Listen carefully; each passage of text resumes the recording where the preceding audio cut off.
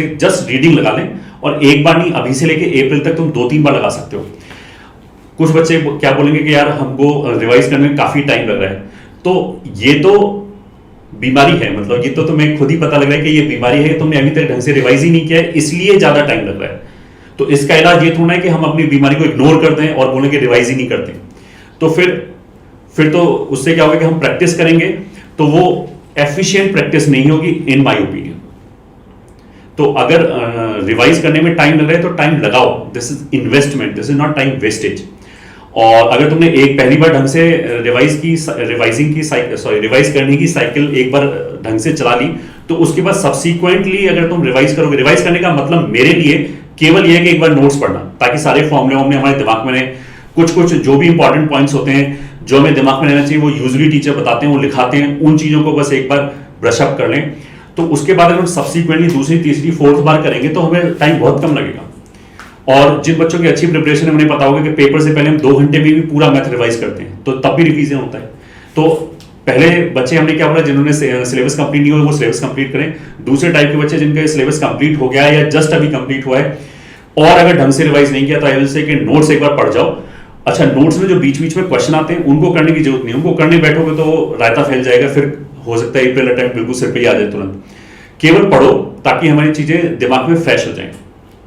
उसके बाद किसी भी ढंग के, अगर तुमने ड्यूरिंग द चैप्टर जो भी हमारे पास शीट्स हैं उनको ढंग से कर रखा है, तो हमें दोबारा वो शीट करने की बजाय कोई रिवीजन पैकेज लें ढंग का, जिसमें क्वेश्चन बैलेंस्ड हो, ना बहुत ज्यादा टफ हो ना बहुत ज्यादा इजी हो, और उसको एक बार कर जाए।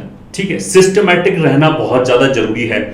ऐसा ना हो कि कुछ बच्चे जैसे हमारे पास आके बोलते हैं कि मैंने ये वाला चीज करना चालू किया, फिर मेरे को रियलाइज हुआ यार यहाँ पे तो उल्टे सीधे क्वेश्चन है, कोई पैटर्न ही फॉलो नहीं हो रहा है, तो मेरे 5 दिन वेस्ट हो गए, फिर मैंने दूसरी चीज उठाई। तो ऐसा नहीं होना चाहिए, because you can not afford to lose even couple of days. ये ठीक है, अभी टाइम इज द मनी। अगर तुम्हारे 2 दिन लूज हो रहा है तो तुम ये समझो कि तुम्हारे पैसा लूज हो गया उसके प्रोपोर्शन में। जो तुम्हारे आगे 30-40 ईयर्स का जो कैरियर है वो इन्हीं डेज पे डिपेंड करता है। हमारे कैरियर को बहुत डिफरेंट डायरेक्शंस मिल सकती है। अगर हम, जैसे अभी मैंने एक बच्चे का एग्जांपल दिया ना, वो बोला कि उसका 80 से 220 मार्क्स तक आ रहा है, तो दिस इज ह्यूज जंप।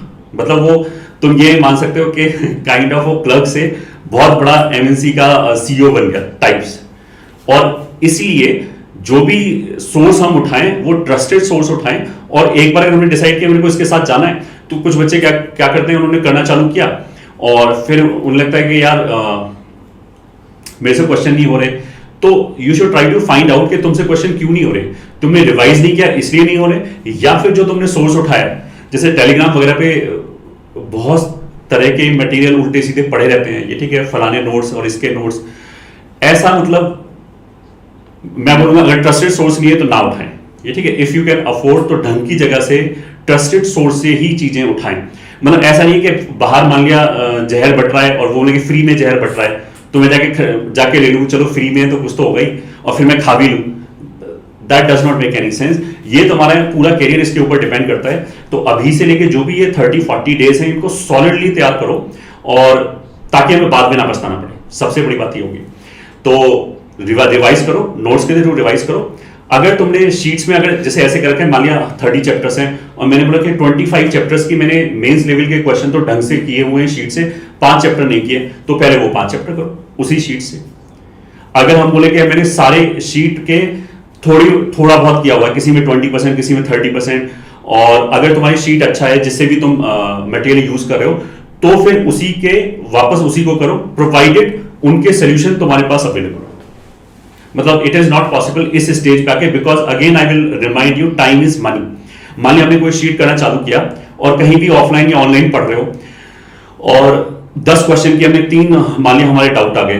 अब 3 डाउट पूछने के लिए अगर तुम्हारे पास फैसिलिटी है, बहुत अच्छी फैसिलिटी है, तो भी देखो कहीं ऑफलाइन में जाके पूछोगे तो टाइम तो वेस्ट हो गई। 3 डाउट अगर मेरे पास सोल्यूशन अवेलेबल है तो हो सकता है मेरे को 10 मिनट में क्लियर हो जाए। ऐसा नहीं होना चाहिए ऑफलाइन में हम जाके बैठे हैं, वहां 15 मिनट जाने में लगा, 20 मिनट आने में लगा, आधे घंटे टीचर ने वेट कराया, 1-2 घंटा लग गया, तो इट इज नॉट वर्थ इतना टाइम वेस्ट करना। तो इसलिए जो भी सोर्स को कर रहे हो, make sure you have a solution of it, ताकि वो लास्ट टाइम पे, जैसे मैंने सबसे इंपॉर्टेंट चीज टाइम है। अगर मान लिया हमारा 2 क्वेश्चन छूटता है टाइम की वजह से, छोड़ दो, वो 2 क्वेश्चन इतना इंपॉर्टेंट नहीं जितना तुम्हारे लिए टाइम इंपॉर्टेंट है। तो अगर तुमने अपनी शीट ढंग से नहीं किया तो वो करो। अगर वो सब कर लिया कि मैंने एक बार कर लिया, तो कुछ बच्चे ये पूछते हैं कि मैं दोबारा उन्हीं को करूं क्या? आई विल से कि मत करो, क्योंकि इसमें बहुत सारी चीजें तुम्हें ऑलरेडी याद ही होंगी। तो जो जैसे उन्हें री इन्वेंटिंग द व्हील से कुछ तुम्हें मिलेगा नहीं, उसकी बजाय कोई रिवीजन पैकेज ढंग की जगह का करो, बस उसको कर दो, सिस्टमेटिक वे में करो। तीसरे बच्चे उस टाइप के जिनके ऑलरेडी पेपर बहुत अच्छा हो गया, 98-99 परसेंटाइल के ऊपर है, उनको मैं दो चीज बोलना चाहूंगा। डेफिनेटली मेरे को बोलने की जरूरत नहीं कि तुम्हें एडवांस की तैयारी करना अच्छी तरीके से चालू कर देना चाहिए, बट मेंस का टच लूज नहीं करना चाहिए। एटलीस्ट वीक में एक टेस्ट तो हम जरूर दें मेंस लेवल का, तो ताकि उससे टच बना रहे। क्योंकि भले ही में चीजें आती हो, एक मेंस में थोड़ी सी साइकोलॉजी चेंज हो जाती है हमारे ब्रेन के, हमें लगता है जल्दी करना है, तो उसकी प्रैक्टिस होनी चाहिए, तभी हमारे मार्क्स अच्छे आएंगे। तो मेरे तरफ से तो मोरलेस ये पॉइंट थे। अब